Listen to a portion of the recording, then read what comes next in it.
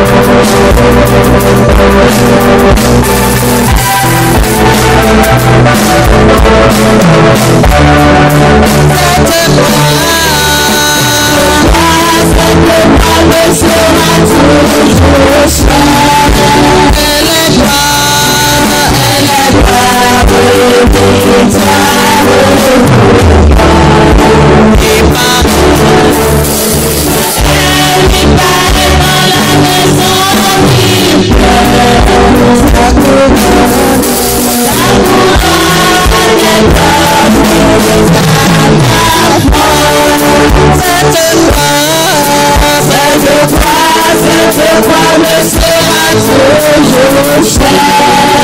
Elle est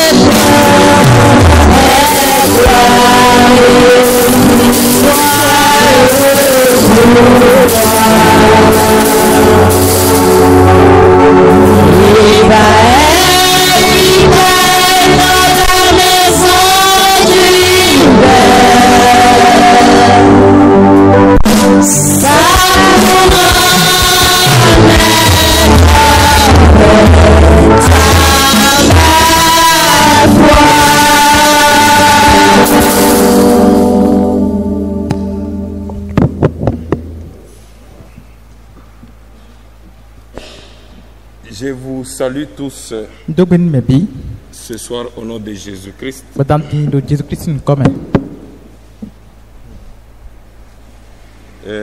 Sans pour autant tarder, nous allons nous mettre debout pour lire la parole de Dieu.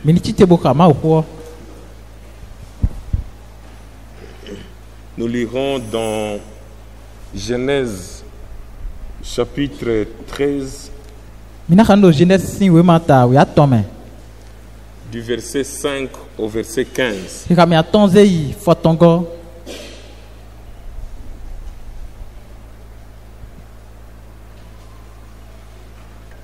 Avant cela, nous allons prier.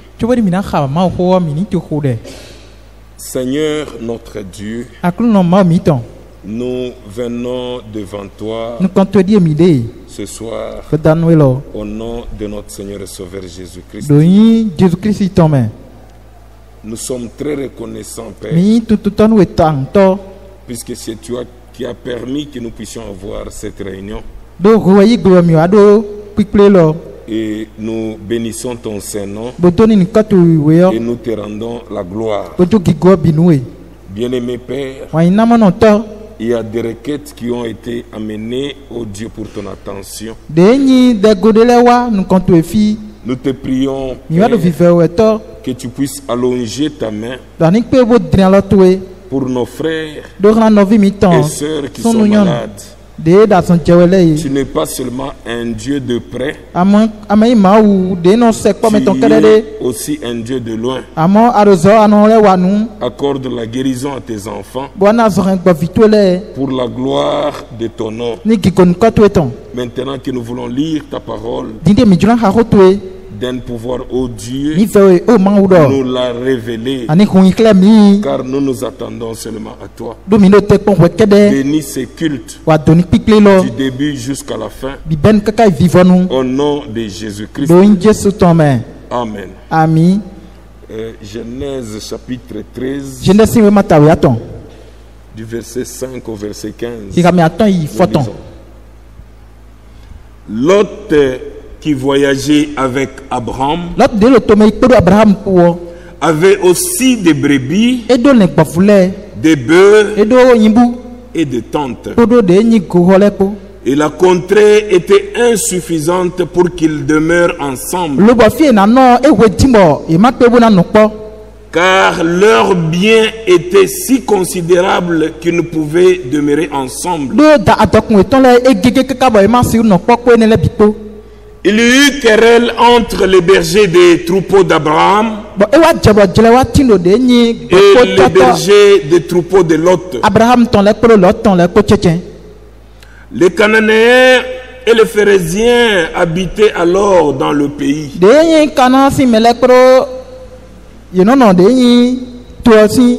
Abraham dit à Lot qu'il n'y ait point, je te prie, de dispute entre moi et toi, ni entre mes bergers et tes bergers,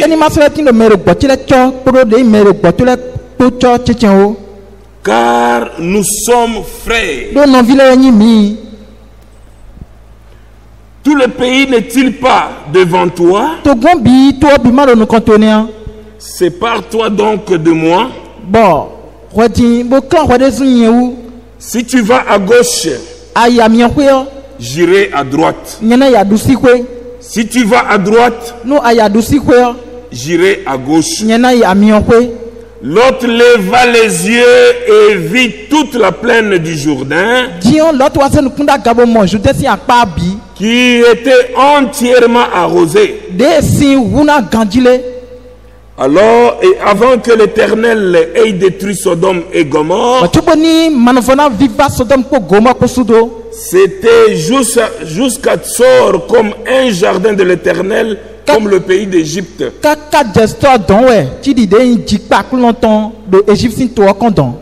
Lot choisit pour lui toute la plaine du Jourdain.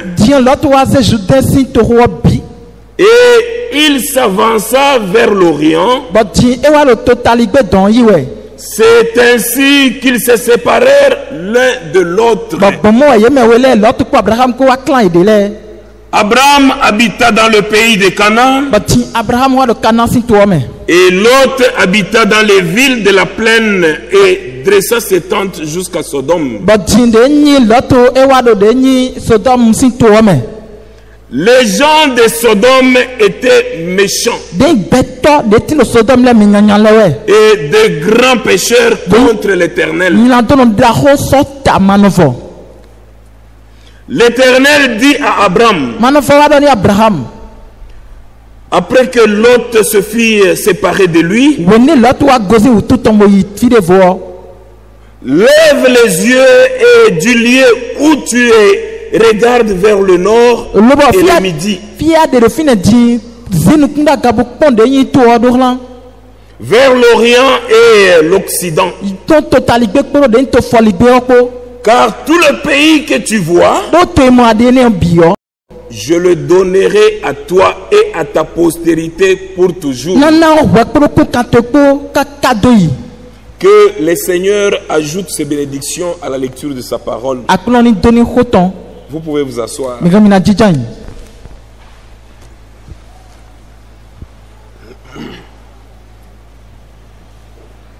Nous voyons ici dans la marche d'Abraham, ce n'était pas une marche facile. Oui. C'était une marche de haut et de bas. Abraham est passé par plusieurs épreuves. Et nous voyons ici, c'était une épreuve très difficile. Se séparer de son neveu Lot. Mon frère, ma soeur, quand nous lisons la parole clairement ici, nous voyons que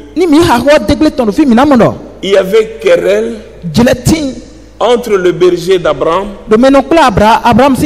et le berger de Lot.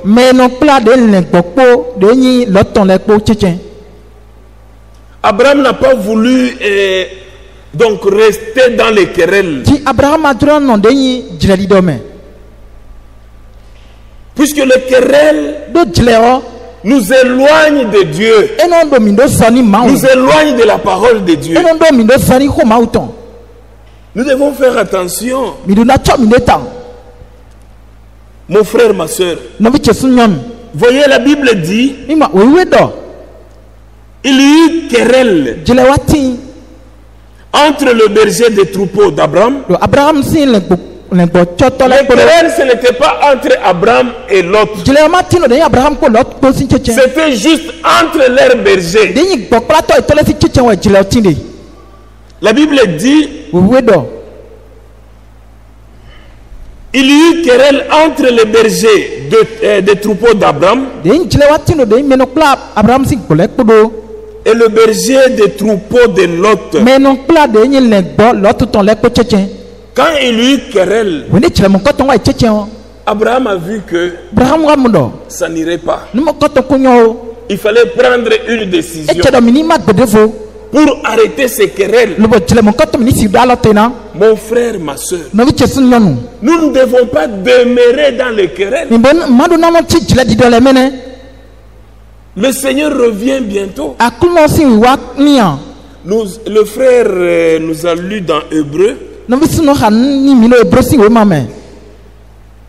Au chapitre 9, je pense, là où il a lu. Il a lu le verset 27 et le verset 28.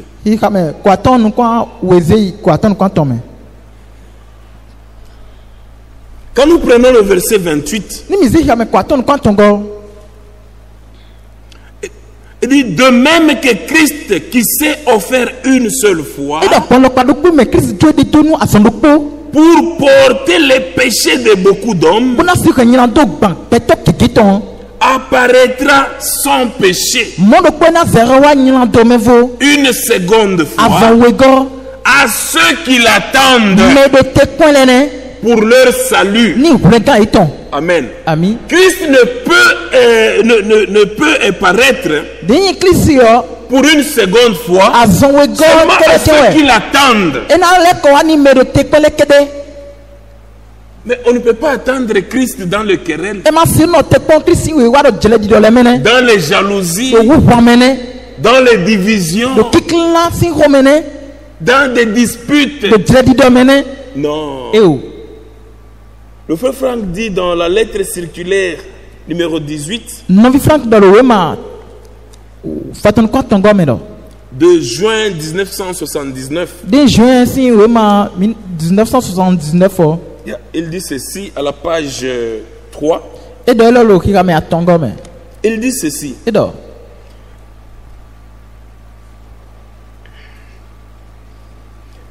Très peu auront à confesser des péchés grossiers. Il dit très peu auront à confesser des péchés grossiers ou des manquements.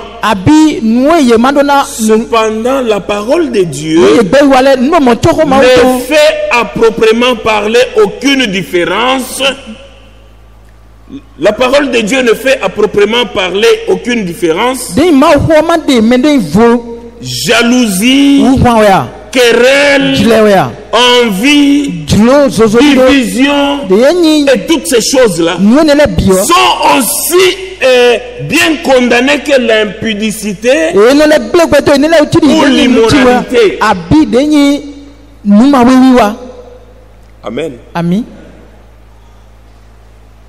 Il dit que ce soit la jalousie, les querelles, l'envie, les divisions, tout cela seront condamnés au même titre que l'impudicité ou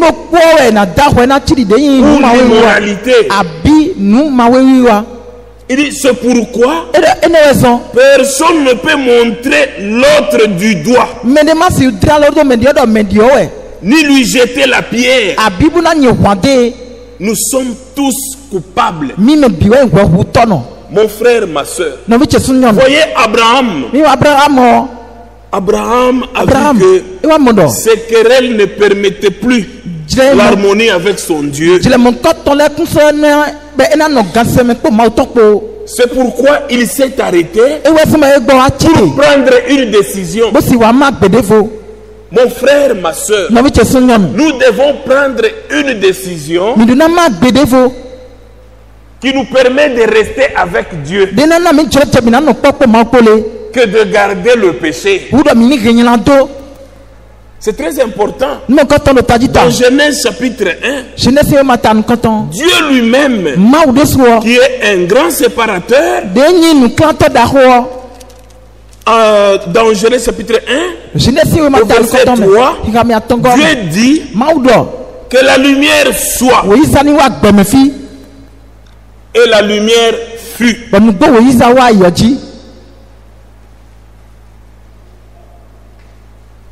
Dieu vit que la lumière était bonne. Et Dieu sépara la lumière d'avec les ténèbres. Amen. Il les sépara. Il sépara la lumière avec les ténèbres. C'est pourquoi le petit sujet que nous voulons prendre ce soir sera intitulé La parole de Dieu exige une séparation totale d'avec l'incrédulité. La parole de Dieu exige une séparation totale d'avec l'incrédulité.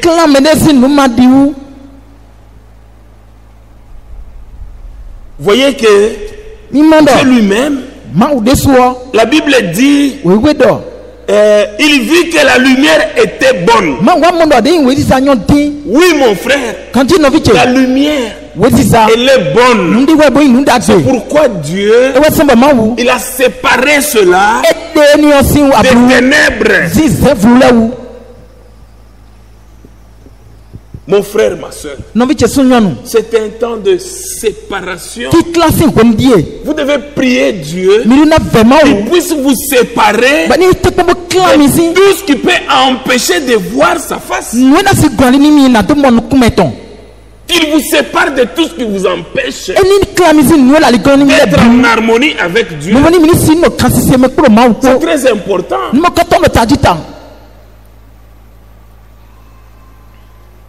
Philippiens chapitre 3.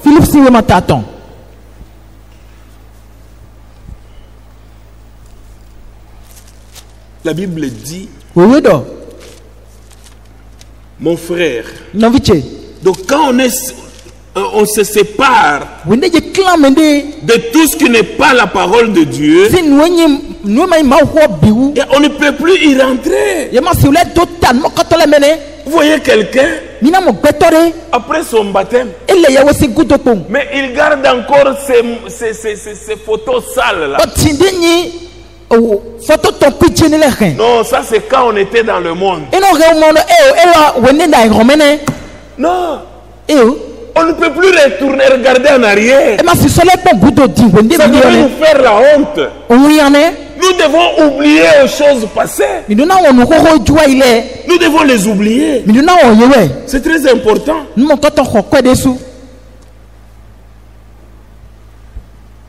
Philippiens chapitre 3, verset 12 à 15.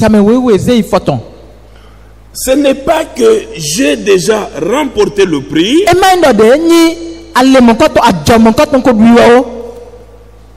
ou que j'ai déjà atteint la perfection, mais je cours pour tâcher de le saisir. Puisque moi aussi, j'ai été saisi par Jésus-Christ. Frère, je ne pense pas l'avoir saisi, mais je fais une chose, oubliant ce qui est en arrière. Amen.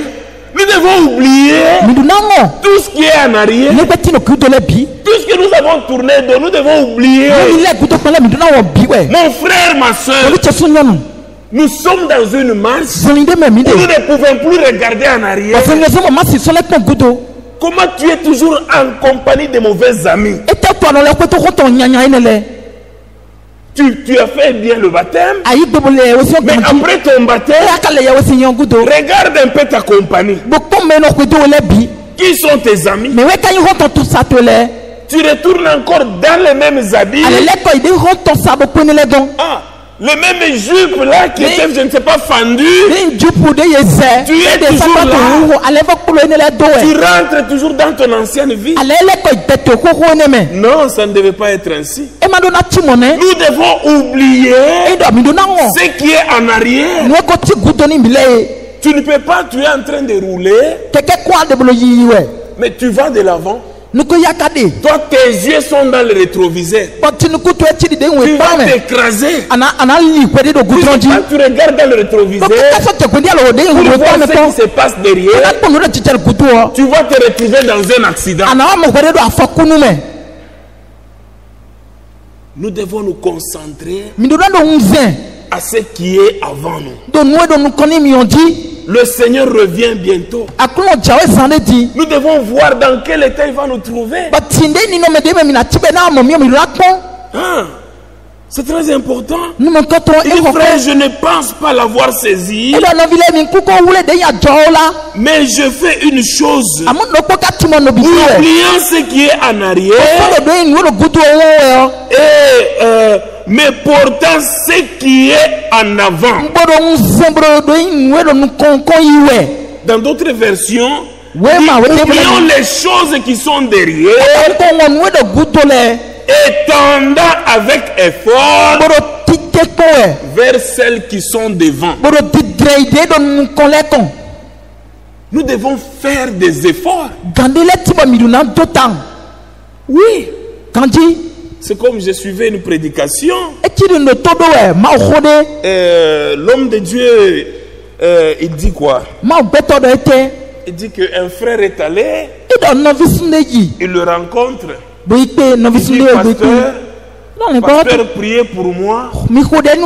Tellement la prostitution, l'adultère ici, ça m'a vraiment dominé. Non, tu dois d'abord toi-même faire un effort.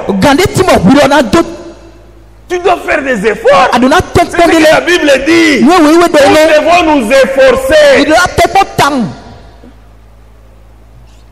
Tu es toujours dans tu es toujours dans des bars. Tu es toujours derrière les femmes. Mais comment est-ce que tu ne peux pas te retrouver dans cette ville? Mon frère, ma soeur, nous devons oublier ce qui est passé. Oublions ce qui est passé. Regardons ce qui nous attend. Puisque le Seigneur Jésus, il revient seulement pour ceux qui l'attendent. Tu ne peux pas l'attendre dans des saletés. Non. Il faut voir la manière dont tu te comportes. Vérifie réellement si tu es un candidat. C'est très important de ne pas regarder aux choses qui sont passées. Mon frère, ma soeur, prenons aussi Ésaïe chapitre 43. Ésaïe chapitre 43 au verset 18.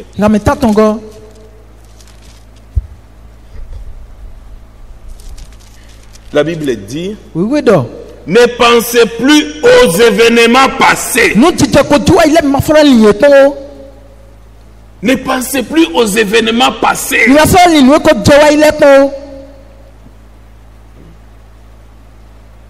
Les événements passés ne doivent pas être ta référence.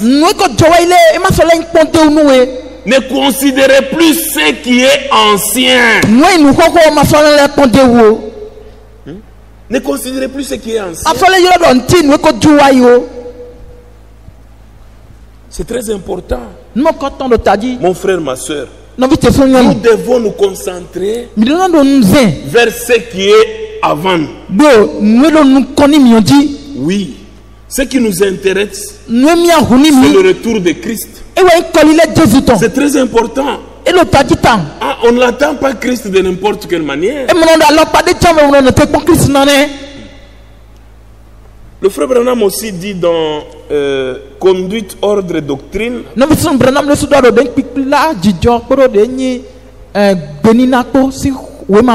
Donc COD volume 2. À la page 830. Il dit ceci. Au paragraphe 74. Bien-aimé, ne pensez plus aux événements passés. Non, ne regardez pas en arrière.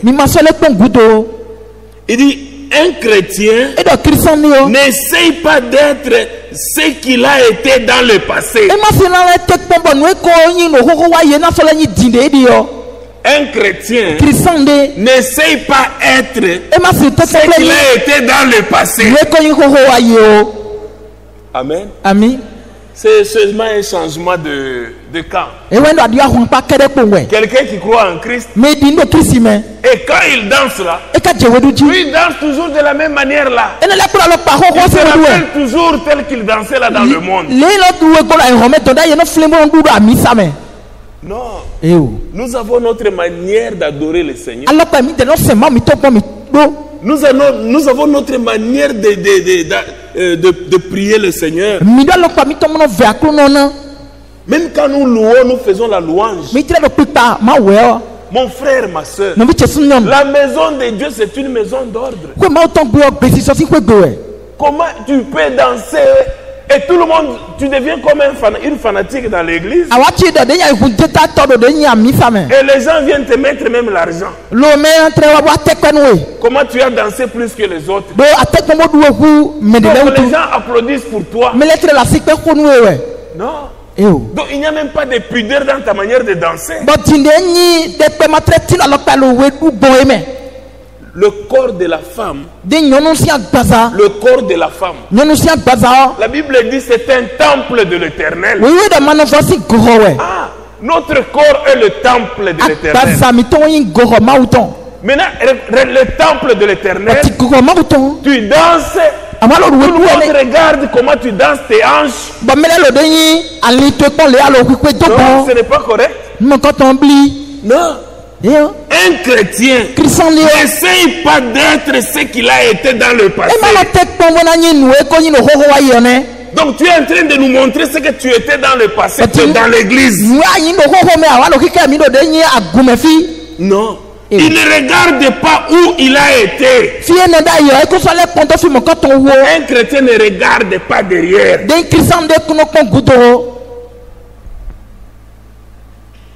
Il regarde où il va. Puisque si tu regardes derrière, tu vas t'écraser.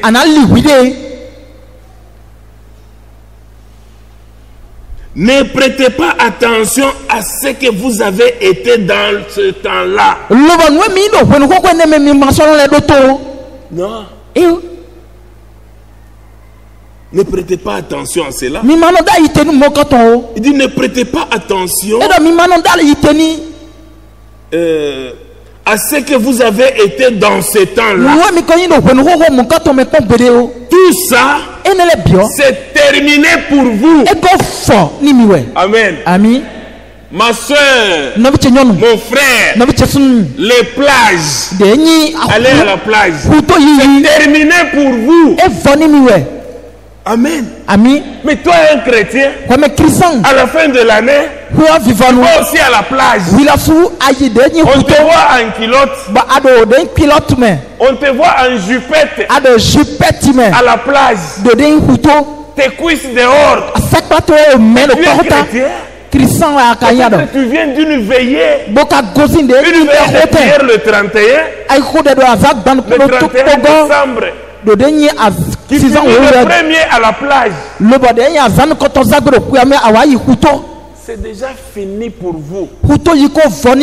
Amen. C'est déjà fini. Nous avons déjà changé de camp. Nous avons changé de camp, c'est fini. Ne regardez plus ce qui est ancien. Regardez ce qui est avant vous. Ce qui est devant vous, c'est là où vous devez vous concentrer. Le Seigneur revient bientôt.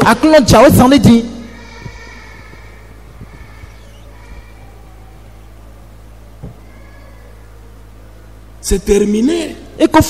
Vous n'y retournerez jamais.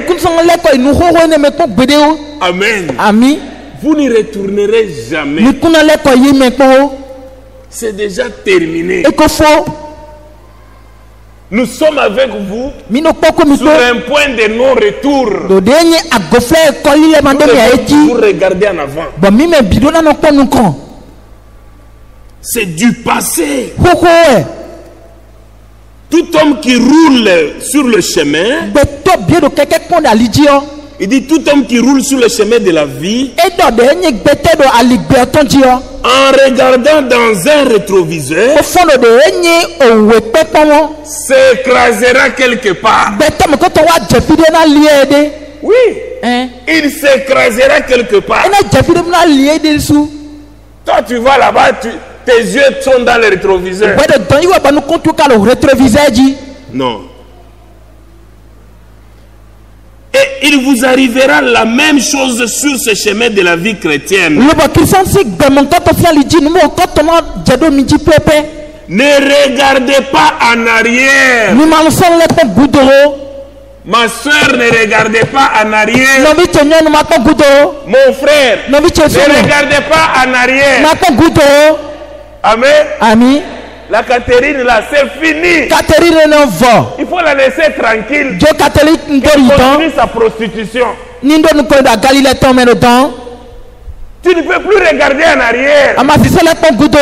Toi, tu es un chrétien. C'est-à-dire, tu représentes Christ. Amen. Amen. Nous sommes les ambassadeurs de Christ. Mais ambassadeur de Christ, tu continues toujours dans les petites femmes là. Tu continues dans les petits amis. Non. Là tu ne comprends pas ce que tu es. Ne soyons pas des profanes comme Esaïe.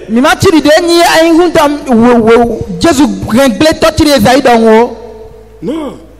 Ne regardez pas en arrière à ce que vous avez été. Regardez à ce que vous allez être. Amen. Amen. Regardons à ce que nous allons être.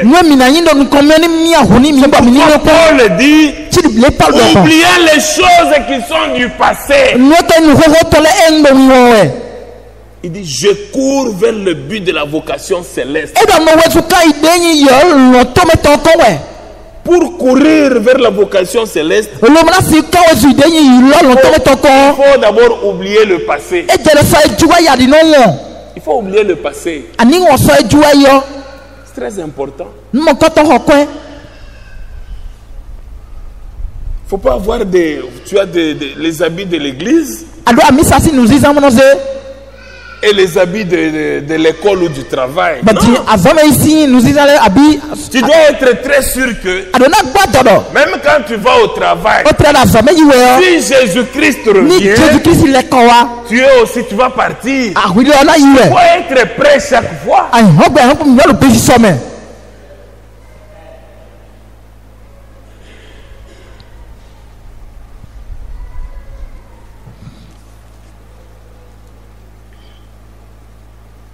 Le frère Branham dit, toujours dans COD, c'est une question qui lui a été posée. C'est par là où je vais terminer d'abord ce soir. On lui a posé une question. Frère Branham, c'est la question 283. À la page 827 dans COD volume 2. Frère Branham, une chrétienne, on lui pose une question. C'est une question qui nous avait été posée, je profite pour répondre.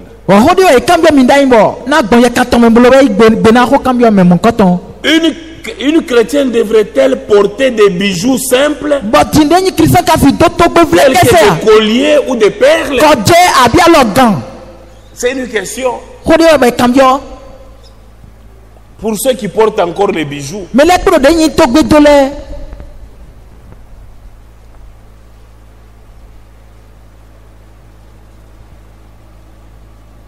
Écoutez comment il a répondu. Eh bien, sœur, je sais que ça a une grande importance pour vous. Et ça me touche beaucoup de voir la confiance que vous me témoignez. que quand vous posez à quelqu'un la question, c'est-à-dire que vous lui faites confiance. Amen. C'est une confiance que vous lui faites. Ah, puisque vous ne pouvez pas poser la question à quelqu'un à qui vous ne faites pas confiance. Ah, vous lui faites confiance et vous témoignez aussi que il va vous dire que la vérité. Le frère dit, ça me touche beaucoup de voir la confiance que vous me témoignez, croyant que je vous dirai la vérité. Maintenant, souvenez-vous, la Bible dit, lorsque vous vous parez,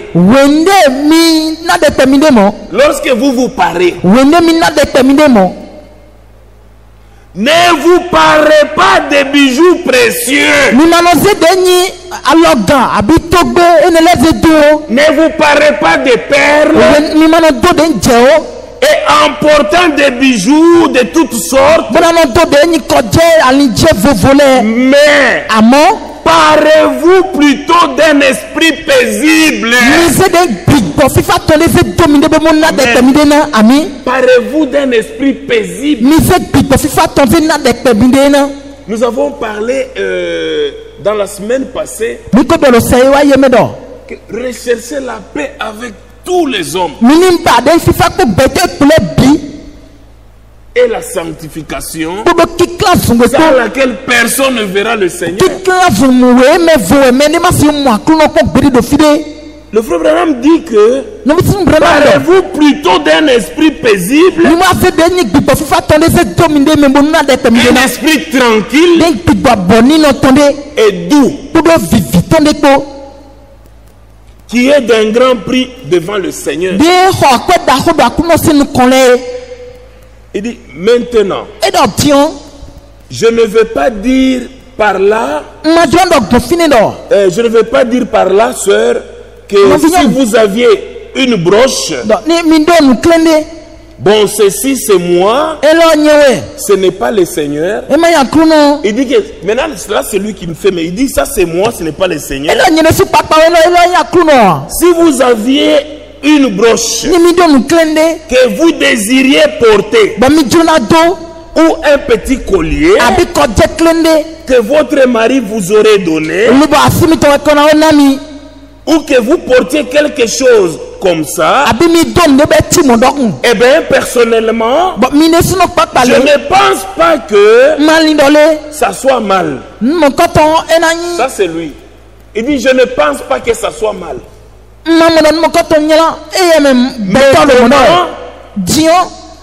Ce n'est que mon avis à moi. Souvenez-vous, là je précise bien que c'est mon opinion à moi. Donc son opinion, il dit qu'il ne trouve pas que ça soit mal. Mais il dit, je pense que ça dépend de votre façon de voir ces choses. Ça dépend de votre façon de faire. Vous allez voir quelqu'un qui porte ça, les bijoux. Et il y a un esprit derrière ça. Même les habits. Vous allez voir quelqu'un. Peut-être elle est bien habillée. Ou elle porte des souliers qui font de bruit. Elle vient en retard pour attirer l'attention de tout le monde.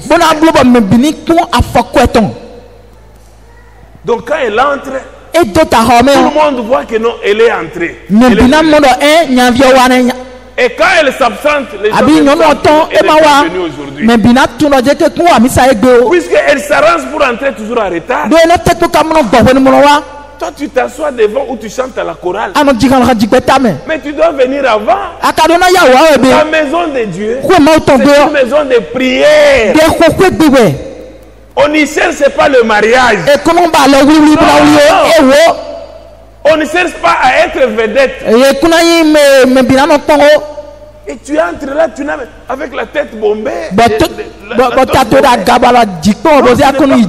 Nous entrons dans la maison de Dieu avec crainte.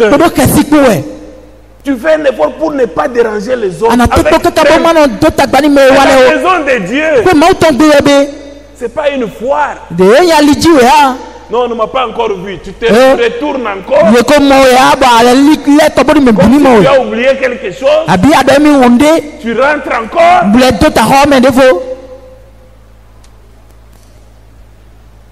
Ça dépend de la façon et de la raison pour laquelle c'est fait. Et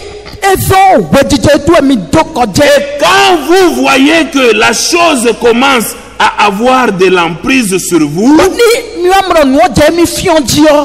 alors laissez-la de côté. Mais je pense que si vous portiez votre alliance,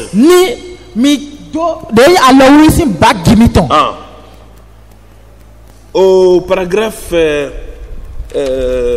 67, il dit, si les femmes veulent s'habiller de façon à être présentables,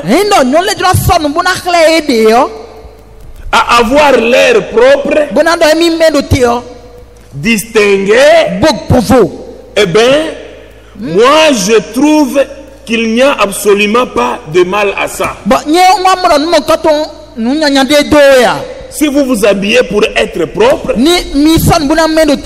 donc s'habiller de façon propre, à être présentable, ce n'est pas dire que quand quelqu'un est propre, il attire l'attention des gens. Non, on n'a pas dit de venir sale. Il dit, si les femmes veulent s'habiller de façon à être présentables, à avoir l'air propre, distingué, eh bien, moi je ne trouve qu'il n'y ait absolument pas de mal à ça. Mais quand vous portez cette chose avec un petit sentiment de fierté, les sœurs savent de quoi je parle. Avec un sentiment de fierté, alors vous avez tort. Ça dépend de votre attitude.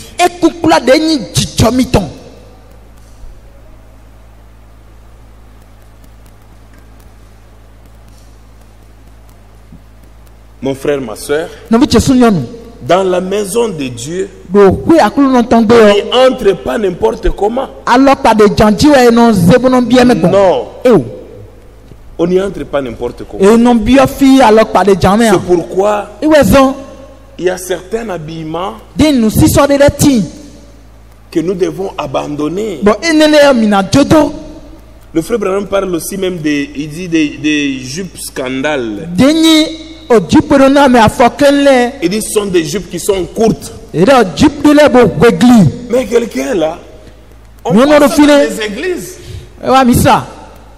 Vous voyez ceux qui portent les jupes scandales, ce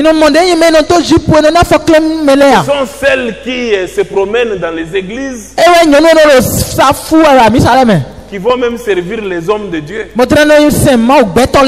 Elle a une jupe de 30 cm, mais elle veut monter ici pour servir le frère Théodore. 30 cm,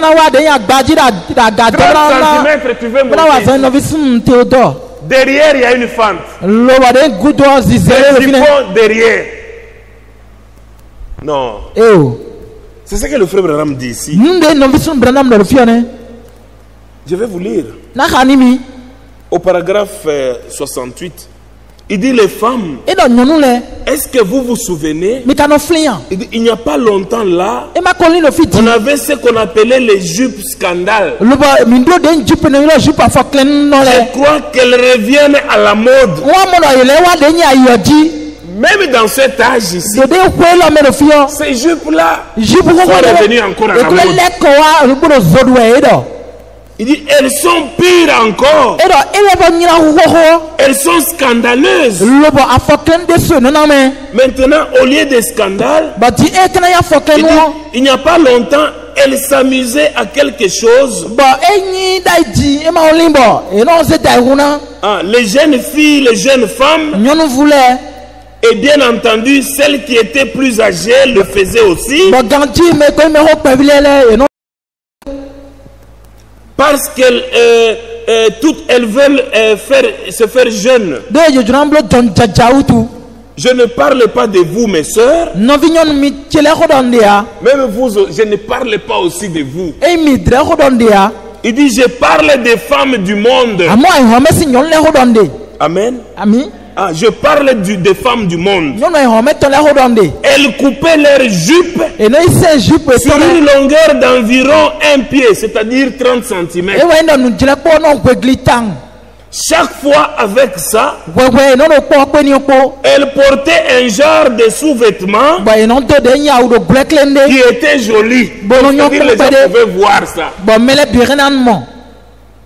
Et quand elle faisait un pas, comme je vous ai démontré là, ça montrait ce sous-vêtement avec ses dentelles et ses volants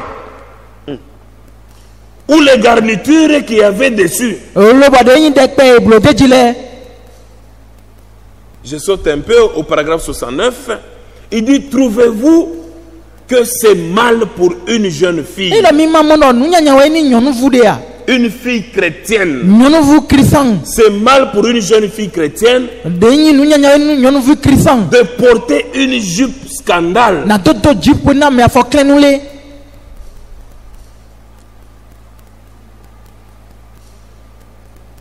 Il dit, sœur, je comprends vraiment. Qu'est-ce qu'une jupe scandale? Il dit une jupe scandale, c'est une jupe qui fait voir le jupon. Il dit, à quel titre une jeune fille chrétienne ferait-elle une chose pareille?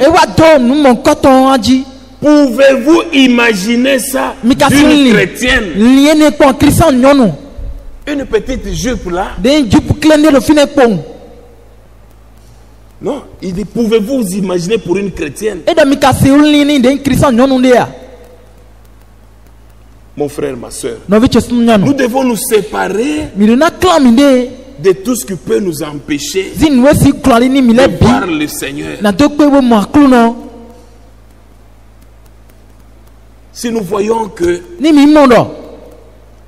ces habits ici ne sont pas bons, mais on doit les écarter. On doit les écarter. C'est très important. Tout ce qui nous empêche d'être en communion avec notre Dieu, nous devons nous séparer de cela. Nous avons vu Abraham. Il s'est séparé de Lot. Ce n'était pas une décision facile. Nous allons continuer ça demain, Dieu voulant. C'était juste une introduction. Je vous demande de vous mettre debout. Nous allons prier.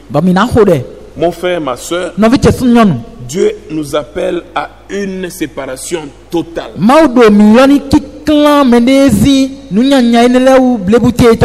À tout ce qui n'est pas sa parole. Nous devons être séparés totalement de nos vieilles habitudes. Nous séparer totalement de l'ancienne compagnie. Puisque si tu ne te sépares pas de ça, tu vas te retrouver quand tu es parmi ton ancienne compagnie. Tu vas te retrouver en train de te maquiller encore. Tu vas trouver que c'est normal. Et peut-être quand tu te présentes ainsi, tu as honte. Tu dire que tu as vieilli. Non. Mon frère, ma soeur, nous devons nous séparer de tout ce qui est passé, nous séparer de tout ce qui peut nous empêcher de voir le Seigneur. Le Seigneur ne revient pour ceux qui se préparent à le rencontrer quand il vient. Nous allons prier tous ensemble.